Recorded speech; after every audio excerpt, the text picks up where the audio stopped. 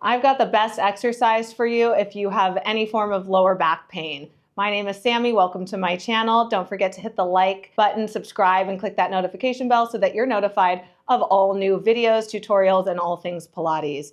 Today is day 20 of March Madness, and every single day in March, I'm doing a tutorial of all the exercises in Joe Pilates' original order so that you can really understand the exercise and get the most benefits out of it. I'll be going through it with this book called Return to Life. It is your mat manual. The link is in the description box below. If you're gonna buy it, please buy from that link because it really helps me out. And let's get going. Day 20, and it's the side kick. This is a great exercise if you have low back pain. It's gonna do wonders for you. You do have to do it more than once in your life. You do have to do it quite often. He has his pictures here. And let's read.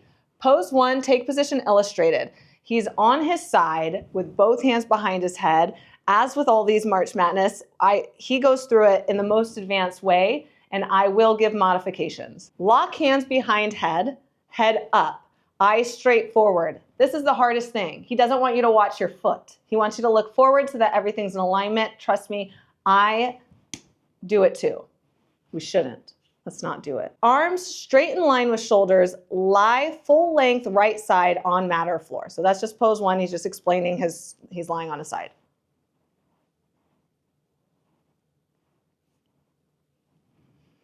Okay, pose 2, bring legs close together, forward about 2 feet. This is what we all kind of call the banana shape. So you're lying on the back side of your mat like this, but your legs are to the front edge of your mat. Inhale slowly, swing left leg forward as far as possible. So he's on his right side, he's swinging the left leg forward as far as he can, and that's his inhale.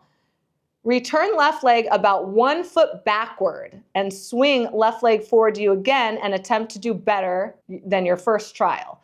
So he's inhaling, swing it forward as far as he can, and then he's exhaling and he's only going about 1 inch behind his hips. So he's not swinging it as far back as he can get it. Oh, 1 foot, not 1 inch. 1 foot, that makes a difference. Okay, so pose 3, inhale slowly, turn around and swing right leg. So he's explaining it on the other side. Note, repeat the foregoing exercise 3 times. Again, this is the magic number of 3, left and right. You know, if you're going through this whole mat order 4 times a week to get everything in and everything done, great. But there are a lot of side kick variations, and certain people, I feel, should do a little bit more than just the 3 of those. And we'll go over some other variations of that as well. So now, cautions, pose 3, head up, elbows back, keep entire body rigid, move free leg only. So the other leg, keep other leg in straight line pressed against mat or floor. So you are anchoring that bottom leg down, and that's going to stop you from going way too wild with your free leg that's swinging. So you're going as far as you can, but that leg doesn't get to go with you. Okay, so it's all about that balance. Something's anchored while something's moving. And then pose 4, maintain balance lying on side of body. So it's not easy to do. Let's go into this and I will show you, and then we're gonna go into modifications and variations. So you're on the back side of your mat and you do not need anything fancy. You can do this on the floor. It's safer on the floor than on a raised mat. Elbow in line, clasp the fingers together and put them behind the head and lock those elbows back behind you nice and strong so that you're not sending one too far back. You know, if you push the heel of your hands equally into the sides of your head, like where the skull and the head meet, then if they're evenly pressed, it's going to put your head in alignment. So right now I'm pushing too hard with my bottom arm, and now I'm pushing too hard with my top arm. But if you find that balance between the two, it's hard, then you're looking straight forward. All right, so now you're balancing on your side and your butt is back. You know, I'm gonna link my wall video somewhere up here because, well, I'm gonna link both of them because I don't actually remember which one has the side kicks. I think they both do. But doing side kicks up against a wall gives you feedback to know if you're not keeping your body still. All right, so now flex those feet, top leg up, and reach that foot pointed. Now you're gonna kick forward and take it back. Now you're going to inhale when you kick also. Inhale, exhale, foot behind you, and see how this is difficult? You're thinking about one thing, something else goes. This bottom leg stays anchored. Exhale, inhale. Or did I just reverse that breath now? Swing it forward, and that's your inhale. Inhale, exhale, and that goes one foot behind you. Inhale, exhale. Inhale, exhale. Inhale, exhale, and then you lower down and you roll under your stomach and over to the other side. I'll face this way just maybe so that you can see my hips or whatnot. So you don't want to be tucked under this way. You want your butt in line. You can feel the backside of your mat. And now push evenly with the heels of your hands is going to help you to look straight forward and lift that leg and reach it. Now you're going to go inhale, exhale.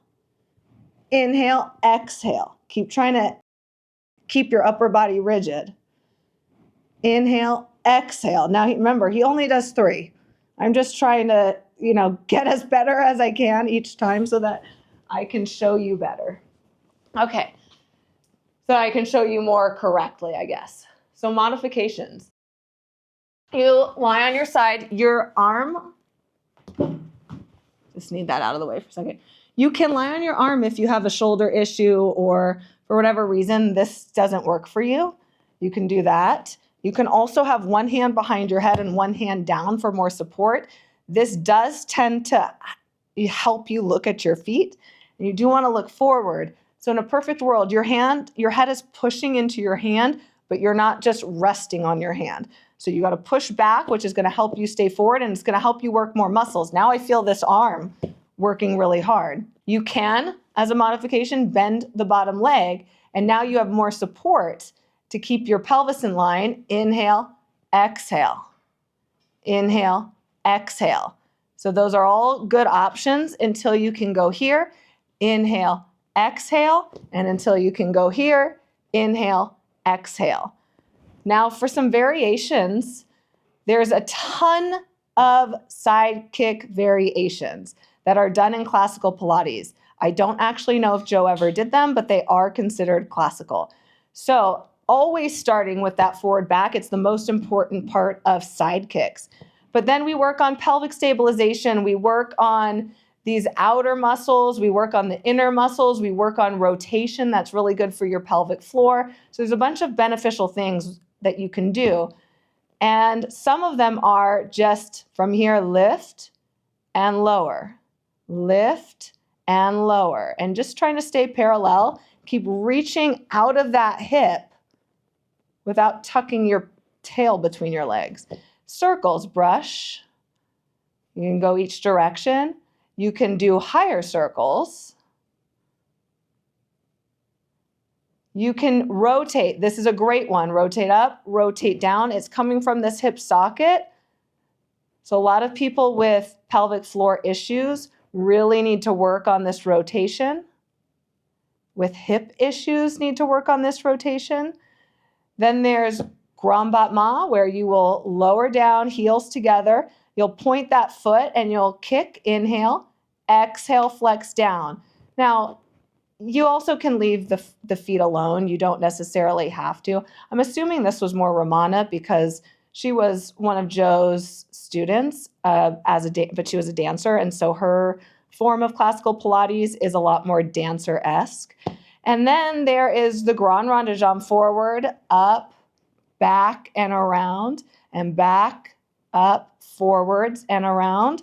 And then there's the bicycle, kick, bend, back, and reach. You go all the way forward, kick, you bend the knee, you bring the knee behind you, that 1 foot behind you, and then you lengthen out from there, so you're not going to continue to sink in your back. And then there's the reverse, leg goes back, heel to butt, knee to chest, leg goes forward. Back, heel to butt, knee to chest, straighten the leg. And then there's things like scissors and lowering and lifting the bottom leg. So you can hold that leg up, and there's lifting from here. Then there's both legs. And then there's a scissor. There's a bunch of stuff you can do here. They all are really great and beneficial.